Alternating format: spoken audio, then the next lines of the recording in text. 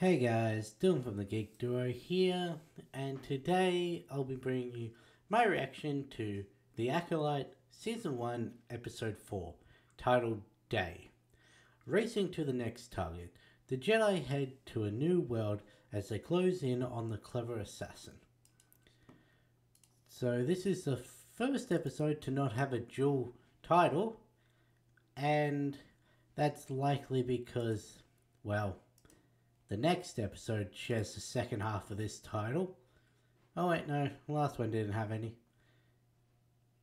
So that was just blatantly wrong. Speaking of the last episode, I did not notice that Torben didn't have his scar when the Jedi were talking to the Coven. Yet, at the end of the episode, when Sol was comforting Osha on the ship, he did have the gash. He did have a gash on his face. So, yeah, that was obviously something went down with the Jedi that night. It was also pointed out to me that Kalnaka wasn't visible on the ship, so don't know what that's about. We also didn't see, as far as I know, Mother Coral's body when Sol was guiding Osha out of the fortress. So, we don't actually know if she's dead.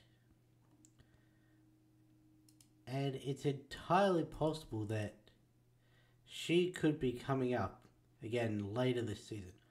Do I think she's the mysterious Sith? No. I'm just going to put that out there. But, yeah, it's entirely possible that we'll be able to see what actually happened that night being told to the girls. I would also like to see May's point of view, but I don't know whether we're going to get that. Now let me just pause this while I fix up my microphone. There we go. Yeah, so I'm assuming that this one is picking back up in present day, where they're going to, well, either going to be getting the council meeting to discuss whether we're going to go protect Kalnaka, or they're just going to go there and defy the council anyway. So, who knows? Let's get this started in 3, 2, 1, go.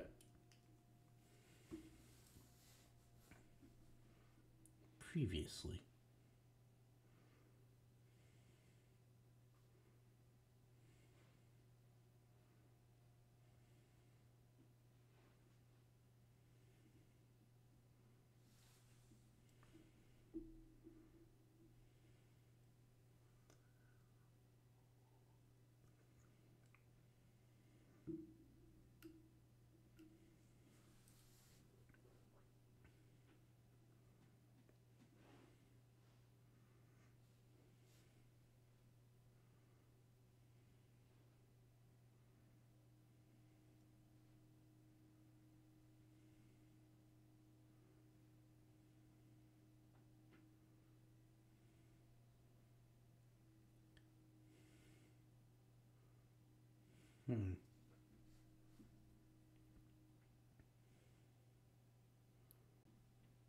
So it does seem we're picking up in present day. Cool. I guess they're going to leave that mystery dangling for a little bit longer. Hopefully we get it. I don't actually know if this has been picked up for a second season or not, so hopefully we get it before the end of this season.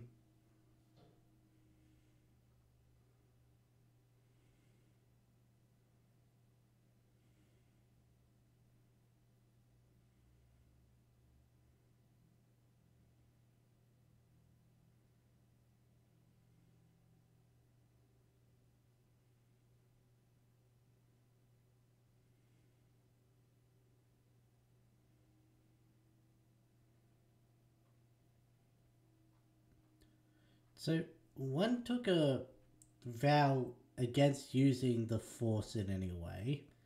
Well, following Jedi, using the Force for Jedi. One is in isolation on an outer rim planet, and two stayed with the Council. One seemed to actually join the Council, and the other became local Jedi. He's been drawing Mother Anastasia's the spiral because it's got the two, there's yin yang on it.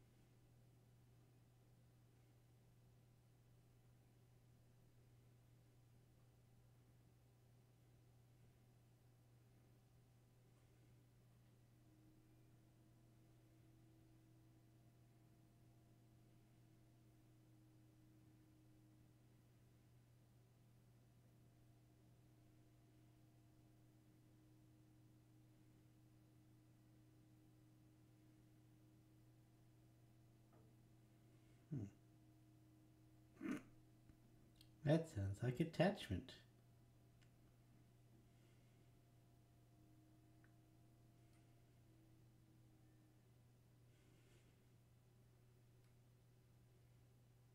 I'm pretty sure it's gonna be you.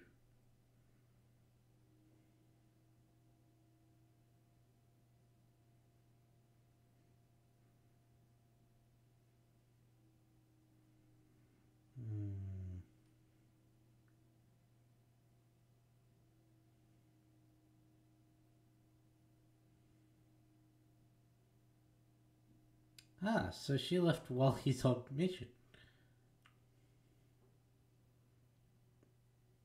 Or not? That's a very interesting ship. Ah, it's theirs.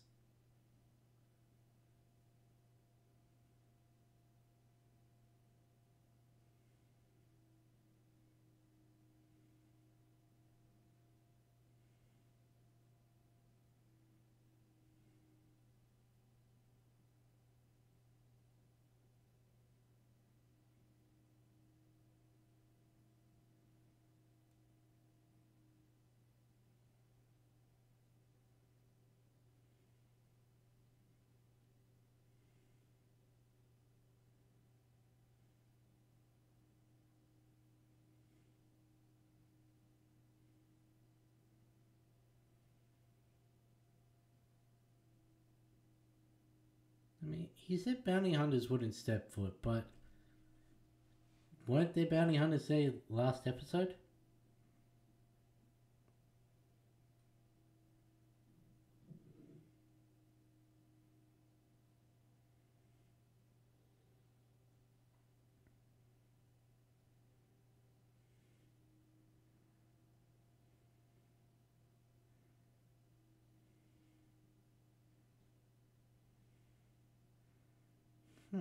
So all of that was the cold open. Interesting.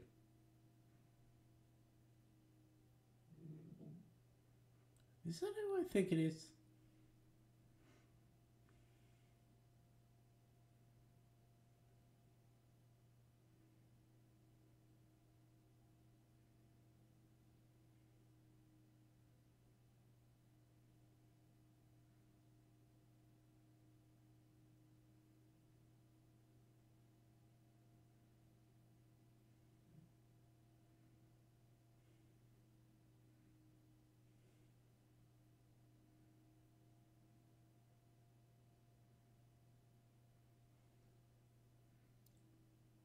Technically, one of them killed themselves.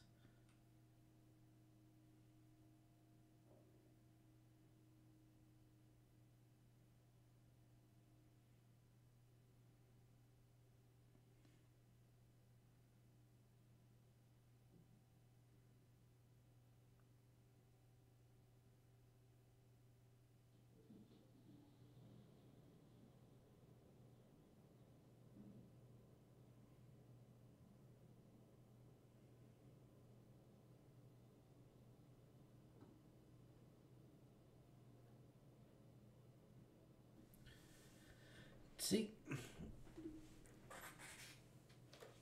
they're not really making Venestra very trustworthy.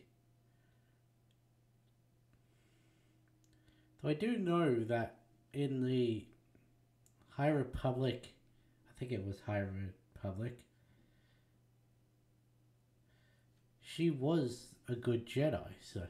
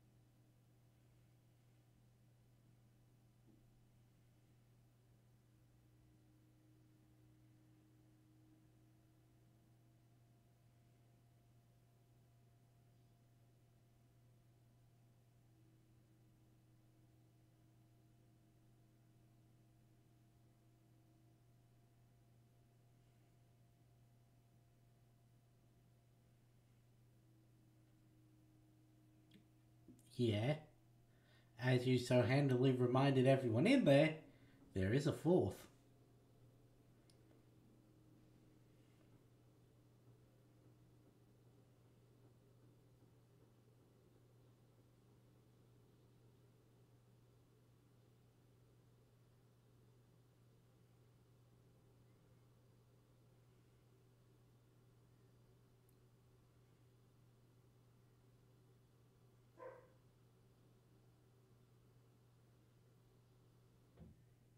I mean, she does keep reaching for there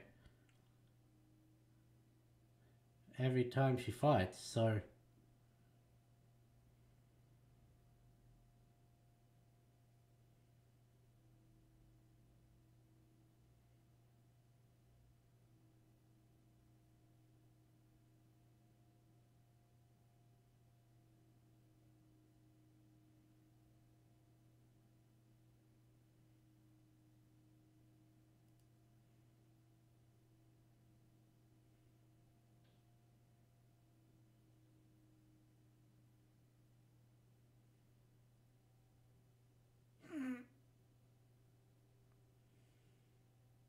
Hmm. What was that look? Is she blaming Soul for her sister being kept from her? Or is she realizing that killing Soul might turn her sister against her?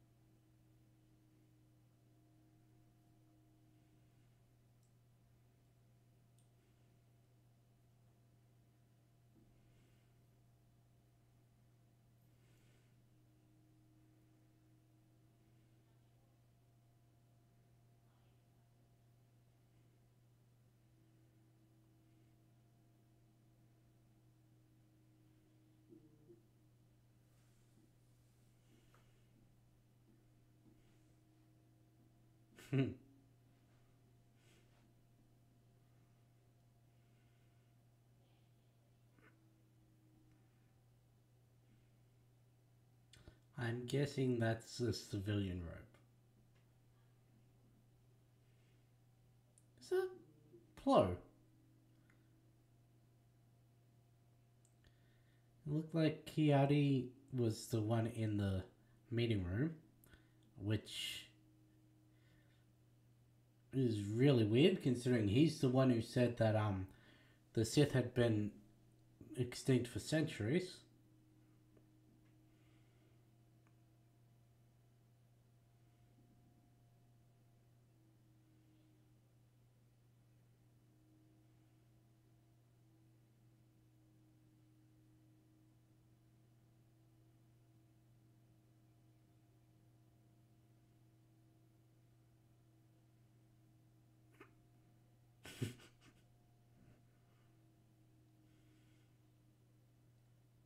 Hmm. So this ship uses a hyperspace ring. Except it wasn't really a ring, now was it?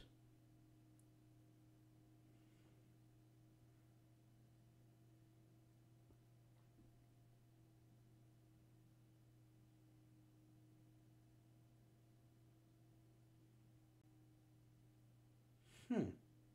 That's a handy tool.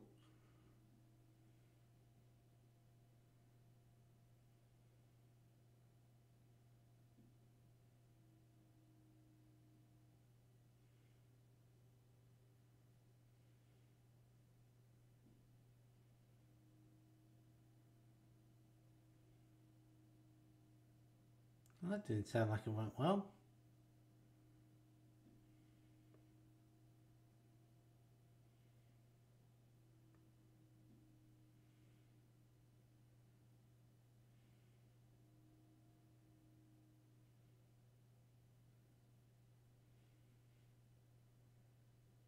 It does seem a little ominous. Ah, so that's what Basil's role is.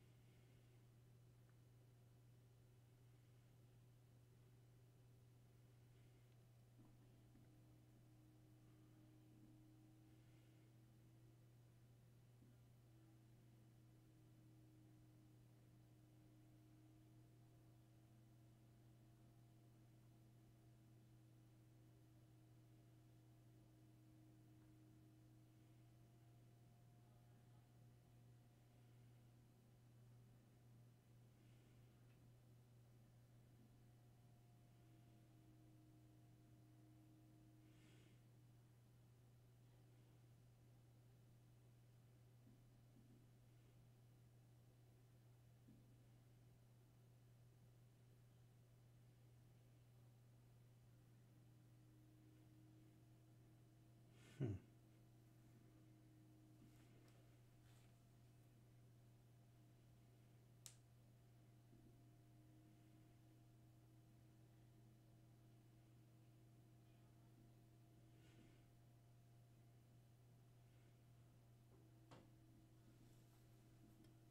I mean, if that was the thing holding her back from her Jedi training, then maybe he brought her there to help finish it? Because isn't the whole thing of becoming a master having to deal with a Sith? No, that wouldn't make sense because then how would Mace Windu have made the council?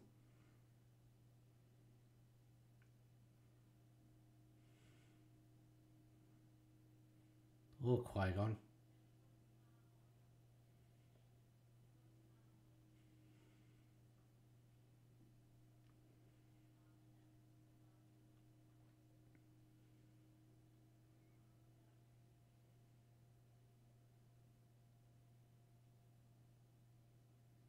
I don't trust those things on the trees.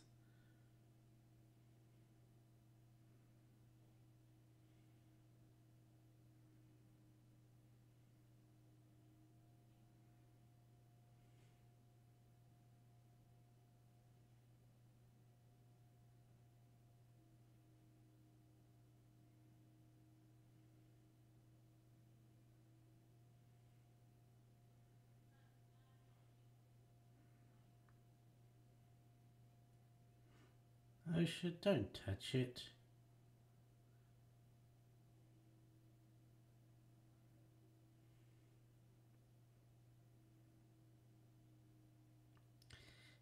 Yeah, it's a roly-poly.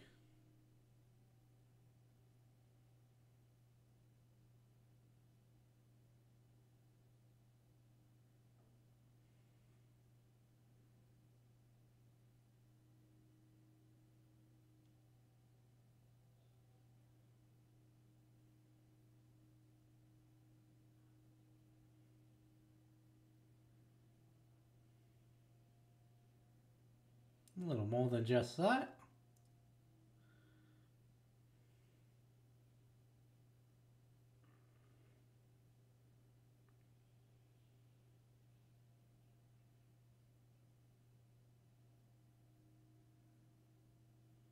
Hmm.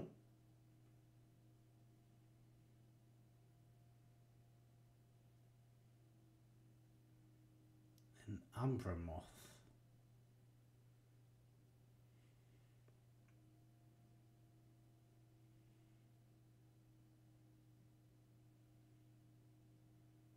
You know, I can't see all these Jedi surviving this.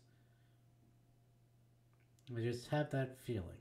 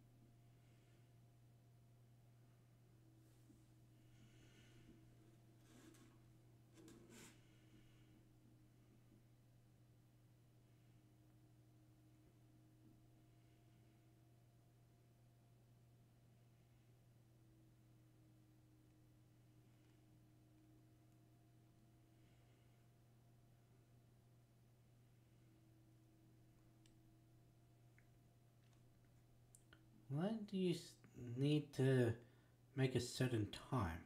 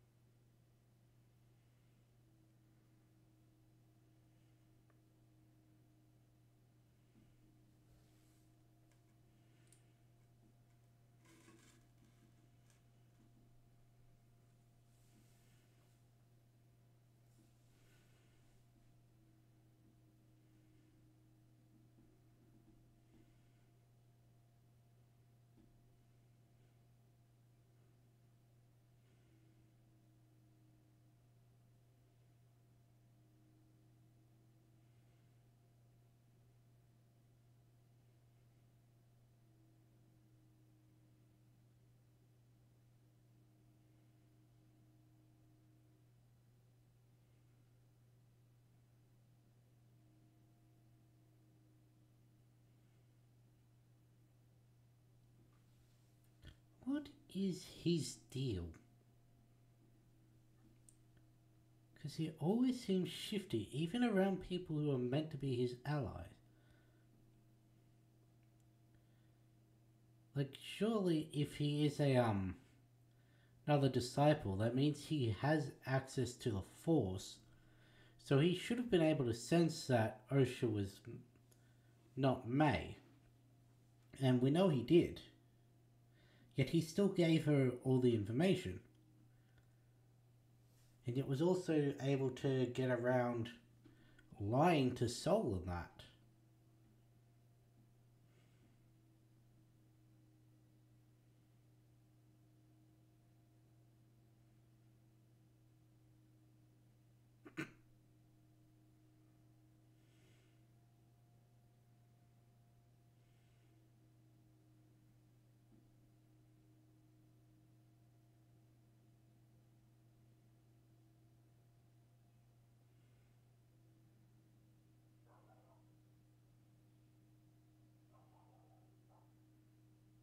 Hmm.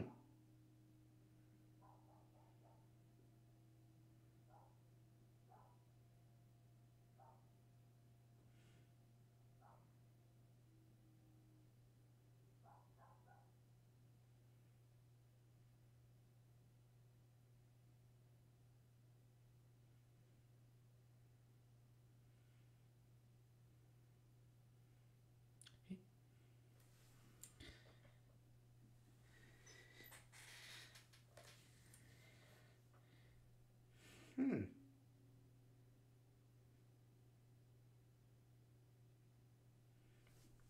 Interesting.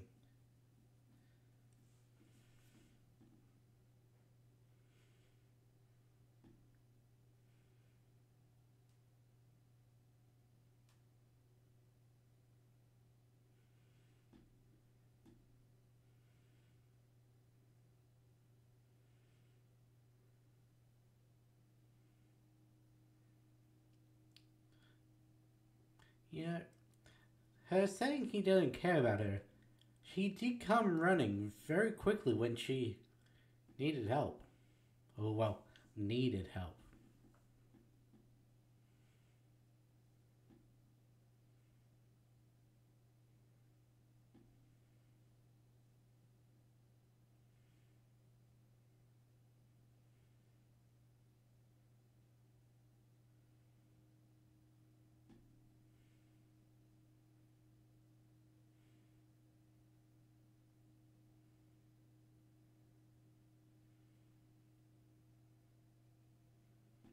No.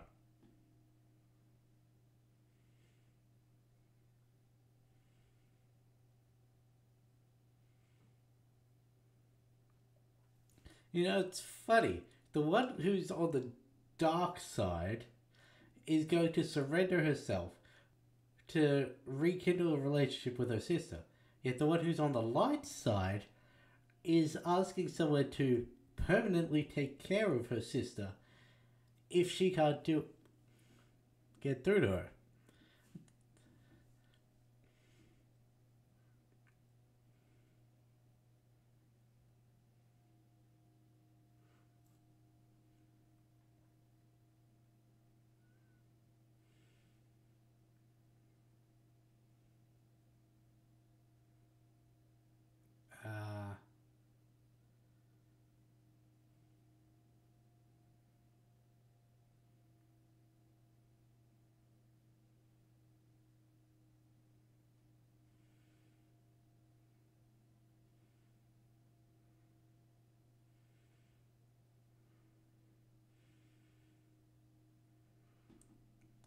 Uh, I'm a little worried over what she tripped over and broke.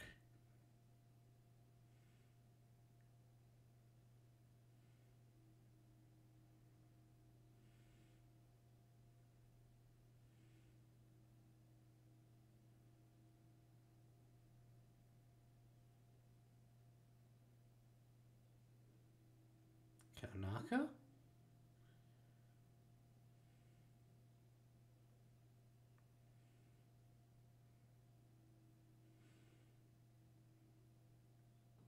Um,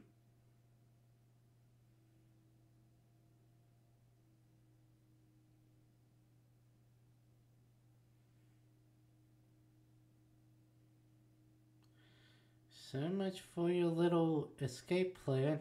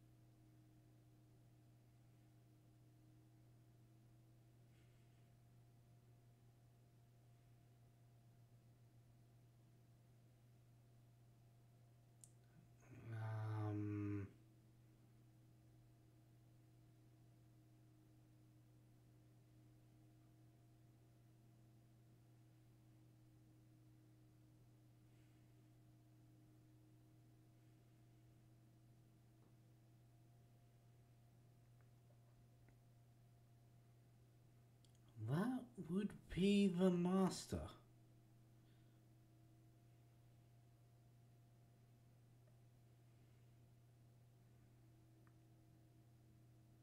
No, he always seems to have the same Kintsugi markings on his helmet that we saw in Kylo Ren's. I know obviously this predates it massively, but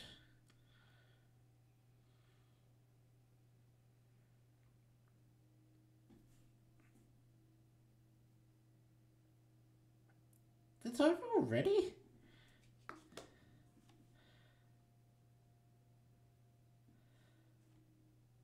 That was fucking short.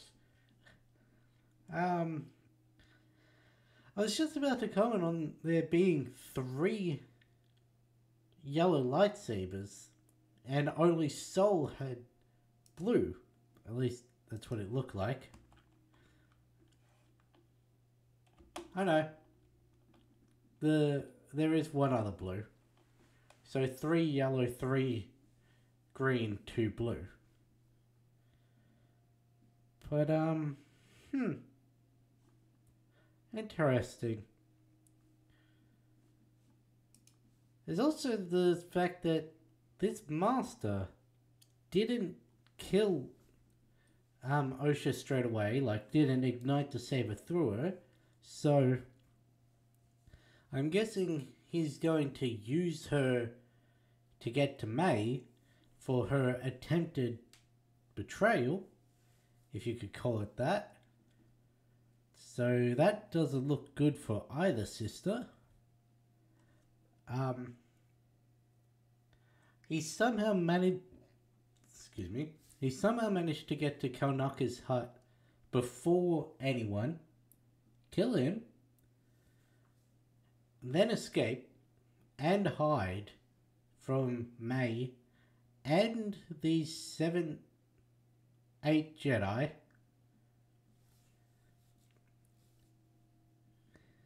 And yeah, so it's very interesting. He seems powerful with just that initial blowback, because he took them all off their feet and a big chunk of the ground with them, so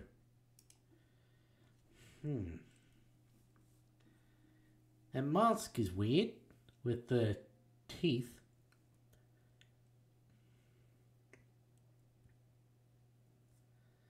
Interesting.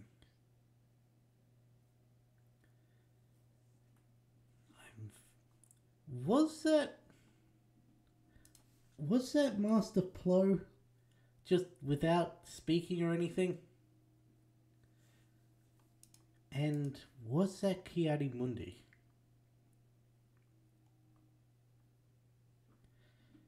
Because if it was, then that really does raise an issue with the canon. Because, well, as I said, he is the one who said Kiadi Mundi. He was the one who said that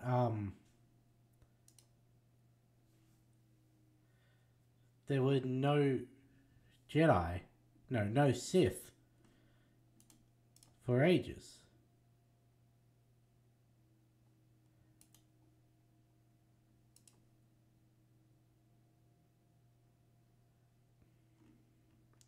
I love how you type in Kiadi Mundi into Google, and one of the top results is why his Acolyte cameo actually works. Okay, gonna have to look into that.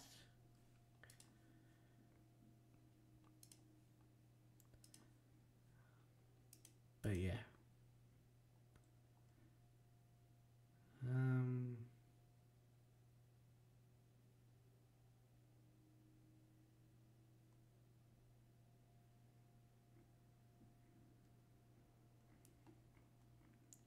So I guess that does sort of confirm that that is him.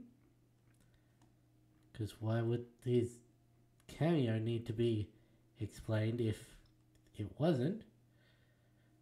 And now to check if the other one... Okay. It may just be someone of the same race then.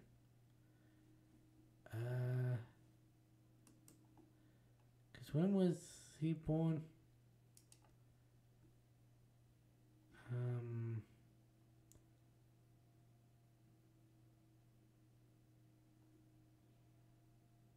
Really? You don't have a birth year for him?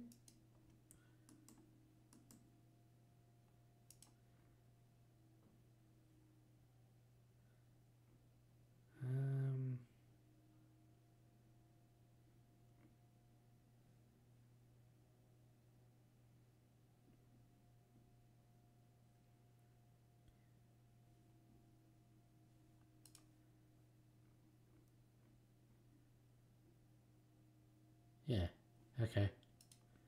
So it must just be someone from the same race as Plo.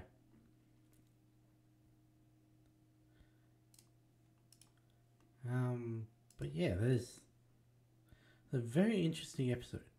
I want to know what Kamir's deal is. Like, we haven't actually seen him do anything. Like, sure, he mixed May the poison that killed Torben. And he tagged along for this, giving her the information about it and everything. Though, I was about to say he clearly gave the Master the information as well, but the Master probably could have just extracted it from his mind. But he does seem to care about, May. Whether it, is... How do I say this? Whether it's actually caring or wanting to see her succeed for the goals of the... whatever their group is, I don't know.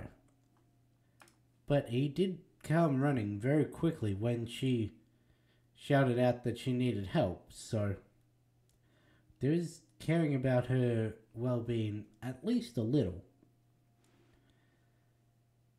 But anyway, I'm very interested to see where this goes, because I'm assuming Night is picking up immediately from this, so yeah, I guess we'll have to see in next week's episode. But with that being said, I'll catch you in the next one.